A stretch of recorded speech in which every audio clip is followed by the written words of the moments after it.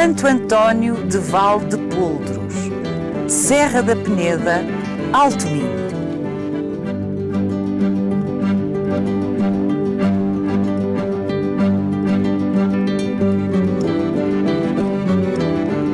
A 1100 metros de altitude, na Serra da Peneda, Val de Poldros tem uma paisagem assombrosa.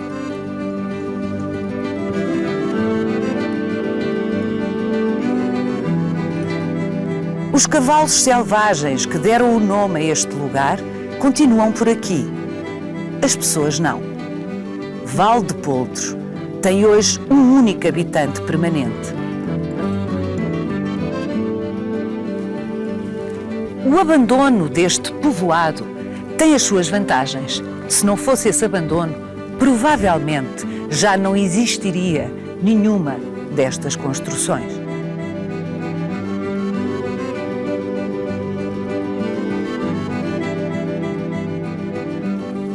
Parecem abrigos rudimentares, não é? Pois saiba que a sua arquitetura é muito mais complexa do que parece. A sua origem remonta possivelmente a milhares de anos. E são estas cardenhas, esta branda, testemunhos de modos de vida singulares que persistiram, imagino, até ao início deste milénio. Vai querer saber mais? Venha conosco nesta visita guiada.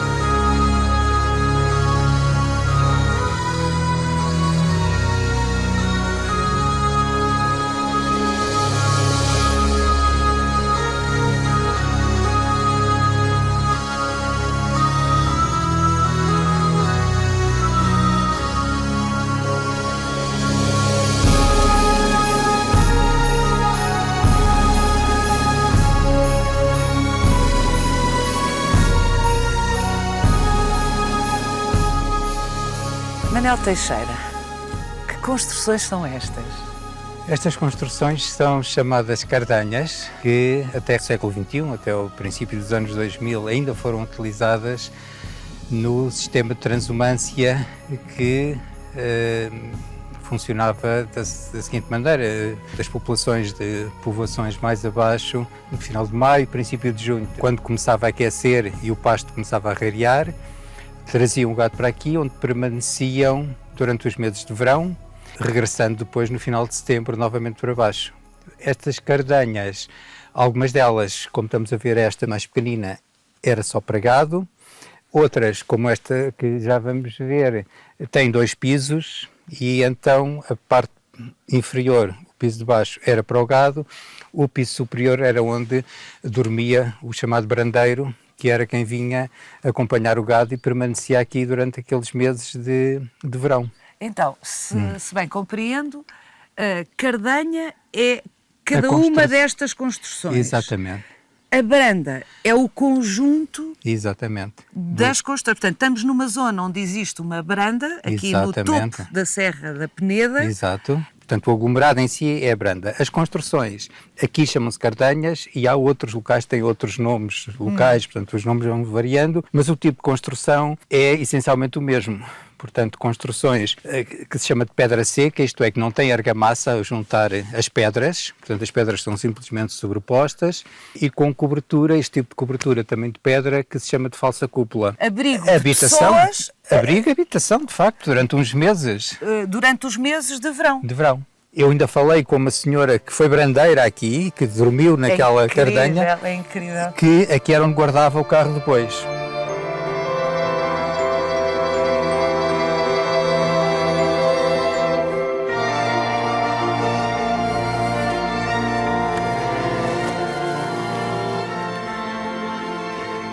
Manel, isto é muito mais alto por dentro do que parece visto de fora. É de facto, e temos de ter em consideração que o piso, o chão em que estamos, está mais elevado do que era originalmente. Nós estamos no piso que era destinado aos animais, por onde entramos. Aqui Portanto, nós entramos pela porta dos animais. Exatamente, que rebaixava uns 30 centímetros, que era o espaço em que se punha o tojo para fazer a cama dos animais. Portanto, nós estamos sensivelmente 40, 50 centímetros acima do piso original. O que quer dizer que esta altura ainda era maior. Mas é preciso também ter em consideração que nós, de facto, estamos a ver o espaço correspondente a 2 pisos. O piso onde estavam os animais e havia depois o piso que servia de habitação ao brandeiro. E aqui as temos pessoas a entrada entravam por aqui. Por esta porta. Por outro lado, há outros factos que fazem com que a percepção interior seja diferente da exterior. Porque se reparar, as primeiras fiadas, e aqui percebe-se muito bem a estrutura da falsa cúpula, portanto estas lajes que se vão sobrepondo e vão fechando o espaço, elas são mais largas em baixo do que em cima. Portanto, isto aumenta também um pouco a perspectiva da visão interior, o que faz com que eu tenha esta espacialidade, que eu acho extraordinária, destas construções.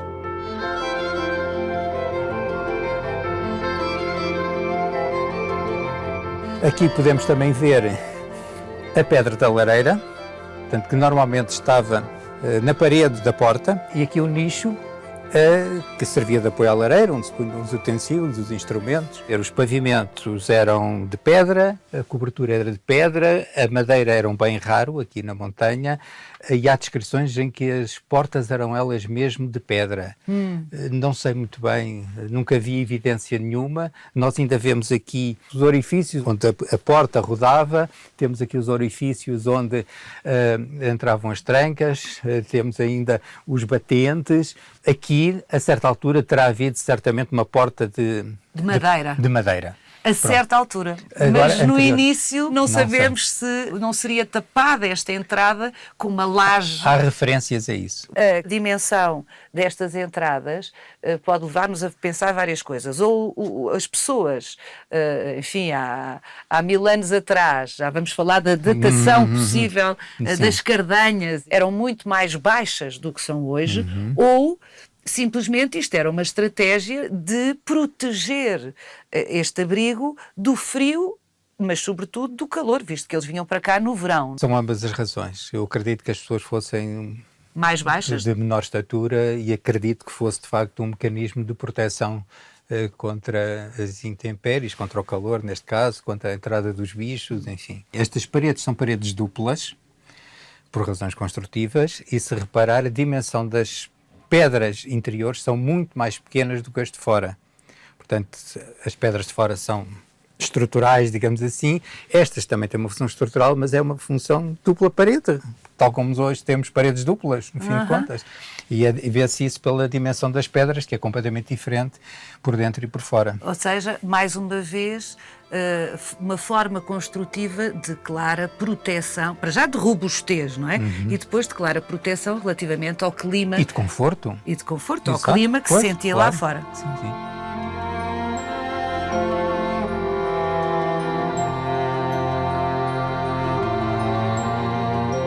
Isto servia de abrigo, de habitação, mais propriamente, como o Manel já disse, durante 5 meses. Às 4 da manhã levavam o gado para o monte, quando ainda não fazia calor, que bastava até começar o sol a levantar-se e a começar a aquecer. Assim, 10, 11 da manhã o gado recolhia, portanto, e fechava-se a porta, e há descrições de que fechavam todas as frinchazinhas que porventura houvesse para as moscas não entrarem, para não incomodarem o gado. Depois saía novamente, quando o sol começava a declinar um pouco, pelas 4 da tarde, que seja, ou 5, saía novamente o gado, que ia para o monte, era novamente recolhido ao pôr do sol, onde então se fazia a ordenha, e pronto, e recomeçava o ciclo. As cardanhas eram muitas, havia guardas, pastores, como disse, em várias delas, e, portanto era um isolamento relativo, e por vezes também não estavam sozinhos, vinham 2 membros da família. Por outro lado, Esta branda não era utilizada apenas para o gado pastar no verão. Fazia-se cultivo de centeio, fazia-se cultivo de batata e fazia-se o cultivo do feno, que depois era recolhido para o gado comer durante o inverno. Portanto, de facto, uma economia agrícola muito bem pensada. Sim, estreitamente articulada com o território e com as condições físicas.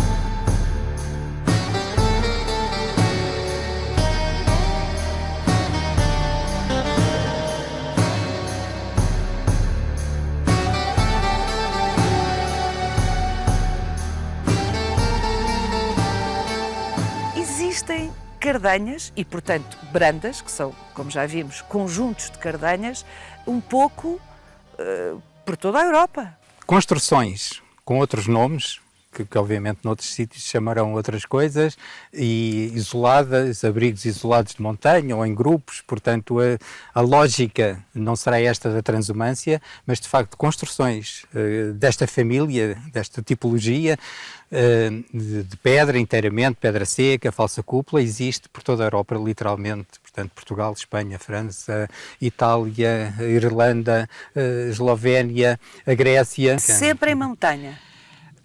Habitualmente em zonas de montanha, sim, e associadas a pastorícia.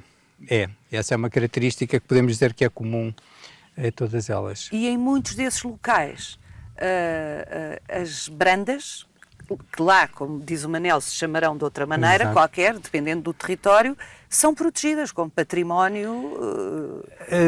Haverá várias situações, mas o que é facto é que existem muitas construções deste género que estão protegidas, e um caso curioso é que existem associações de estudo, associações europeias de estudo, e que fazem tours, portanto percursos, e se for ver no mapa dos membros desses grupos e nos mapas em que estão representados onde é que existem estes tipos de construções, Portugal está em branco, é como se não existisse. Ao que sei, a única pessoa que publicou um livro sobre estas construções, e concretamente neste território, Santo António de Valdepoldros, foi o Manuel Teixeira. Sobre Valdepoldros, sim. Pode-se dizer que é o único. Esta é a branda mais significativa deste território, ou seja, é o conjunto de cardanhas mais numeroso. Para além disso, eu diria que de todos estes exemplos em Portugal, vamos restringir ao caso português, este tipo de construção está bastante documentado pelo Veiga de Oliveira.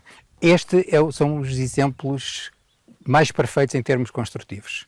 Portanto, as outras são todas muito mais toscas, chamemos-lhe assim. Estas são as mais elaboradas, e esta serve de exemplo. Por exemplo, esta relação que existe, esta diferença bastante marcada entre a parede e a cobertura, marcada por esta cornija, é qualquer coisa que nas outras não existe. A parede continua-se depois para a falsa cúpula, portanto é muito menos elaborada arquitetonicamente do que as daqui de Valdepoldros. De quando é que são estas construções? Verdadeiramente ninguém sabe.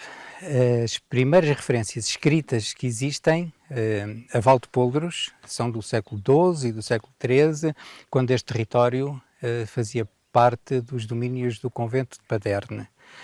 E nesses documentos escritos, portanto, havia foreiros aqui, moradores, são referidos o termo moradores, e Valdepoldros é referido como aldeia. Portanto, o que me leva a crer que este fosse um local, um aglomerado, uma aldeia, afinal de contas, como era chamada na altura, permanente. É um tema ainda de discussão, mas há vários autores que associam, e eu subscrevo essa ideia de que esta cultura construtiva tem relações com a arquitetura megalítica. É diferente. Portanto, as outras eram esteios ao alto e depois uma laje de cobertura. Aqui estamos a falar de construção, digamos assim, em camadas de pedras que se vão sobrepondo e a falsa cúpula, mas há exemplos em Portugal de mistos, em que aparecem antas com cobertura em falsa cúpula. Por exemplo, em Val Rodrigo, há exemplos que mostram, digamos que, a transição. Como digo, este é um domínio que ainda falta investigar bastante.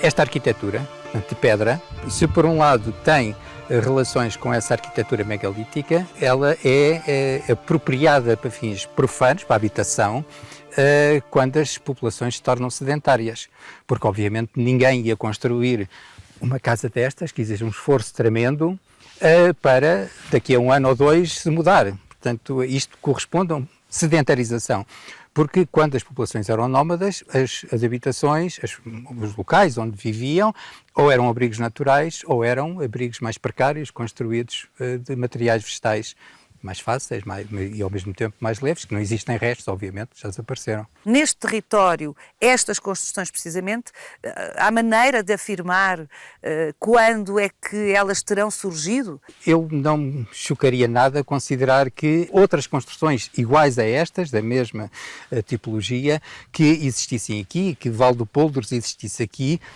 1 milénio antes de Cristo. Não me chocaria rigorosamente nada. Porque a ocupação se fazia muitas vezes nos altos das montanhas, dos montes.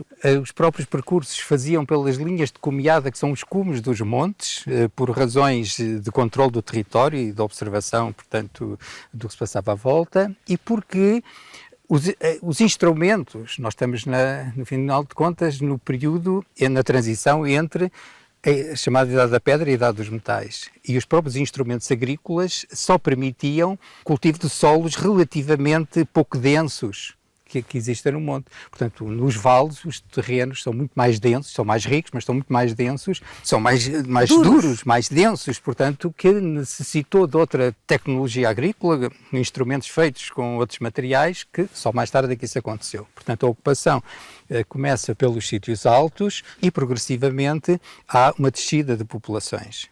Aqui em Val de Poldros há várias razões que me parece que apontam para essa progressiva descida. A partir do final do século XIII e no século XIV há uma mudança climática na Europa, portanto há uma pequena idade do gelo, como é conhecida, que vai durar até 1900, portanto durante alguns séculos, em que o clima se torna muito mais agreste, portanto, e mais difícil, portanto, a vida de montanha. Por outro lado, há outro fenómeno que é a peste negra, no século XIV, que, como sabemos, matou uma grande percentagem da população. Há quem fale em 2/3, há quem fale 9 em cada 10 pessoas, que terá conduzido à necessidade, portanto, das pessoas se reunirem noutras comunidades, e nos climas úmidos é sabido que essa transmissão se fazia mais facilmente, portanto a peste negra se calhar ainda matou mais nas montanhas. Mas o grande acontecimento que levou a população a descer foi a introdução do milho no século XVI, vindo da América do Sul, que se adaptou perfeitamente a este território lá mais abaixo. É uma cultura muito rentável. Este território não é bom para o milho. Ou seja, o topo da montanha? Não é. Portanto, o território mais abaixo, meio encosta, vale, são os territórios mais adequados, o que levou claramente as populações, portanto, a estabelecer-se onde cultivava a sua riqueza, que era o milho. Eu acredito que esse seja o momento em que se instituiu este sistema de transumância. Esse sistema de transumância, em que as pessoas viviam a maior parte do tempo lá mais abaixo, a meia encosta, e vinham cá para cima com o gado durante os 5 meses de verão, é instituído nessa altura.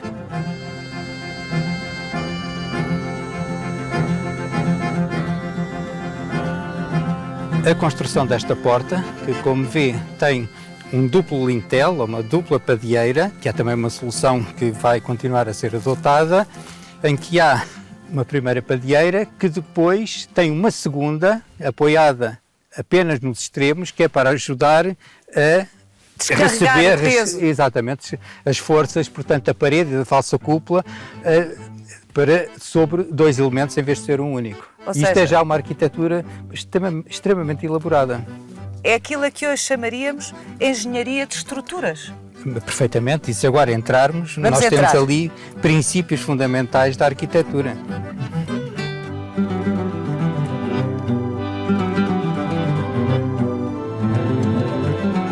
Nós estamos encolhidos porque o chão levantou bastante relativamente ao piso original, mas esta é uma estrutura ainda inteiramente em pedra. Temos um pilar central em pedra, de onde apoiam duas grandes vigas que depois encastram nas paredes e assentam... Vigas em pedra? Em vigas em pedra, que encastram na parede, entram na parede, apoiam nestes outros elementos, que são os cachorros, e que, por sua vez, suportam estas grandes lajes novamente de pedra. Portanto, isto é uma estrutura integral, original, que me parece extremamente interessante e, como ainda agora referi, estão aqui os elementos básicos da arquitetura. Uma coluna, um capitel, que noutros casos é ainda mais representativo. Provavelmente existia uma base. Provavelmente existirá uma base, ou enterrada. É espantoso, verdadeiramente. Esta arquitetura que, para mim, é simultaneamente extremamente bruta, mas extremamente delicada.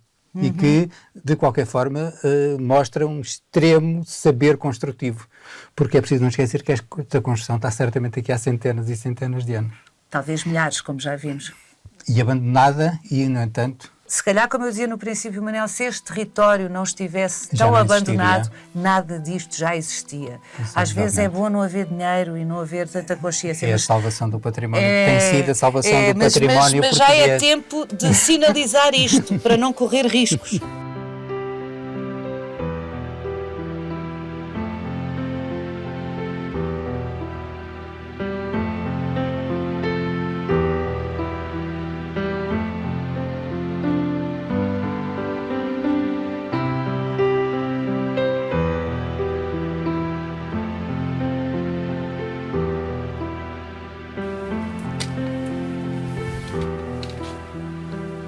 Manel, aqui há madeira. Pois, esta é outra fase evolutiva em que inicialmente as cardanhas eram integralmente em pedra, incluindo o pavimento que dividia os dois pisos. Mais tarde há a introdução da madeira, que começa com estes pavimentos, depois vai passar para a cobertura também, mas em que há a introdução, portanto, de uma estrutura de madeira, vigas que se encastram na parede e depois um soalho por cima, de que não existem muitos, porque este é um caso raro, pode-se dizer, porque tudo mais já apodreceu e desapareceu.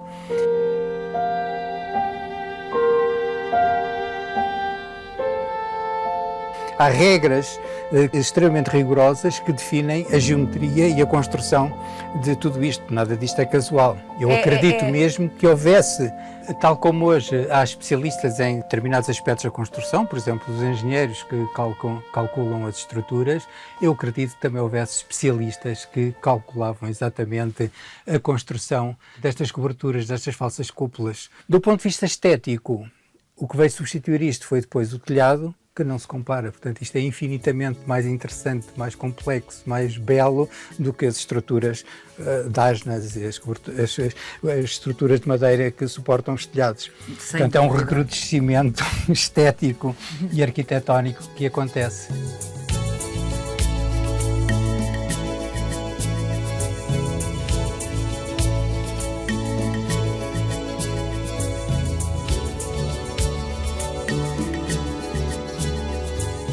Temos aqui uma cardanha bem representativa, com duas entradas na mesma face, integralmente em pedra, com o pavimento intermédio com estrutura de pedra e com laje de pedra, cobertura em falsa cúpula, bem coberta ainda com o revestimento de terra. E o que é curioso verificar é que, se nós olharmos atentamente para ela, para o seu tamanho, para a sua proporção, para o dimensionamento dos vãos, para a relação dos vãos entre eles na fachada, para o posicionamento na escada, é rigorosamente igual ao de esta casa, ou de aquela, ao lado. A composição do alçado é absolutamente idêntica àquela, em termos de proporções, de relação entre os vãos, das escadas. E provavelmente função. As pessoas em cima... sim, isso absolutamente. As pessoas em cima, os animais em baixo. Exatamente, a organização funcional é a mesma.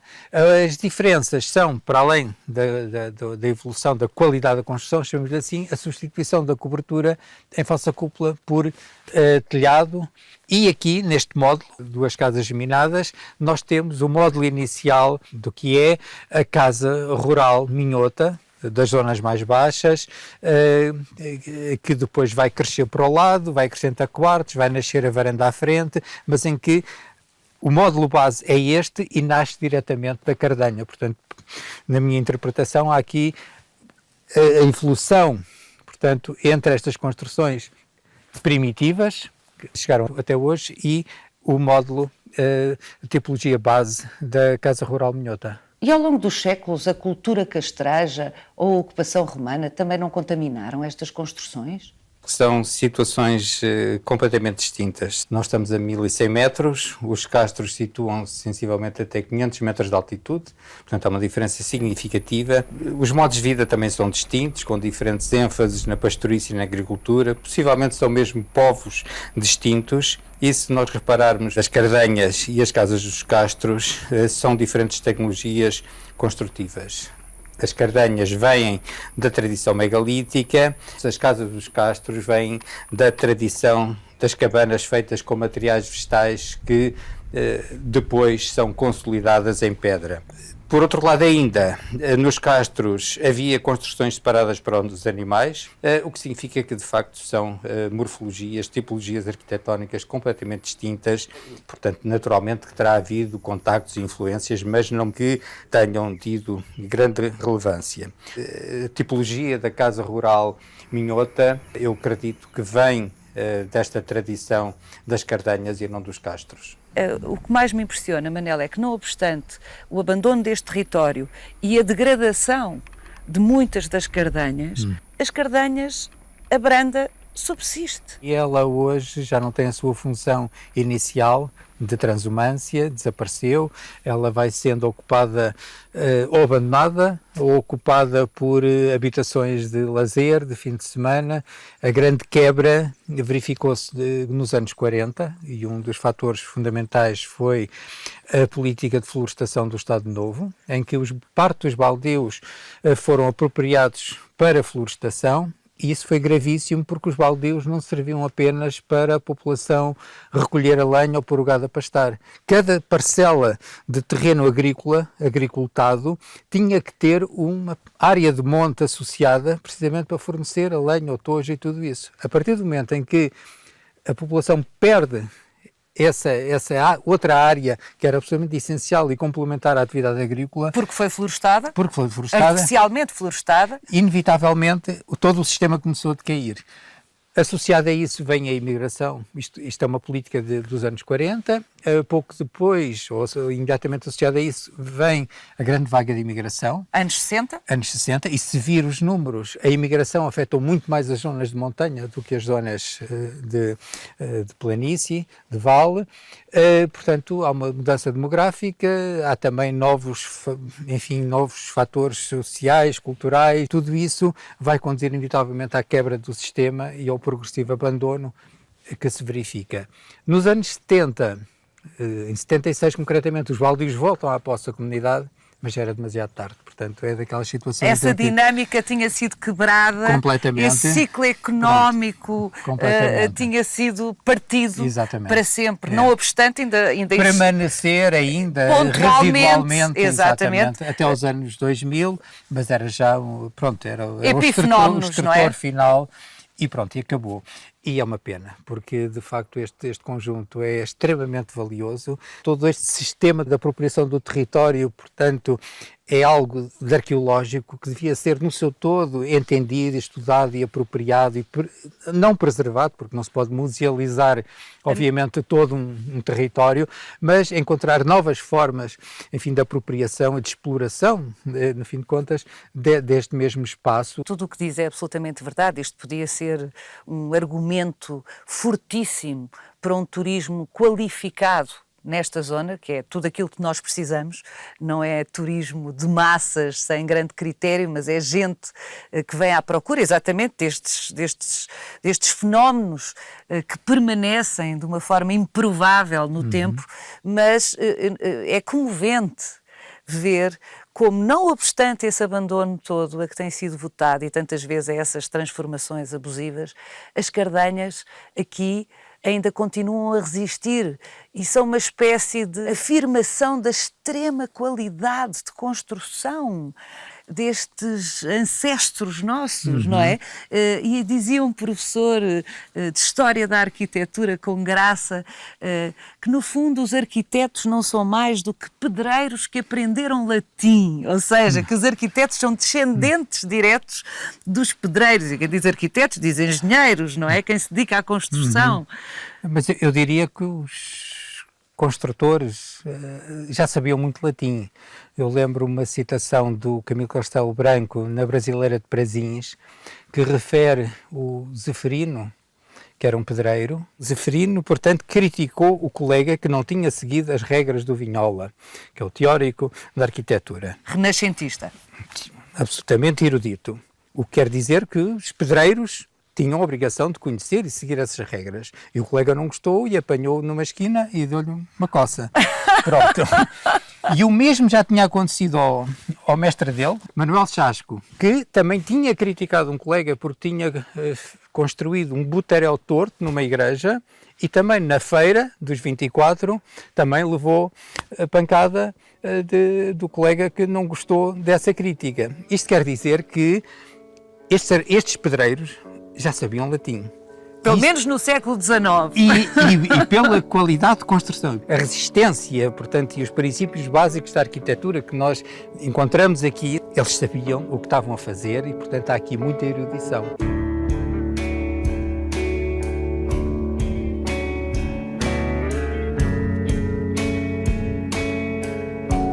Siga-nos no nosso sítio e na nossa página de Facebook, onde encontra este e os outros episódios do Visita Guiada.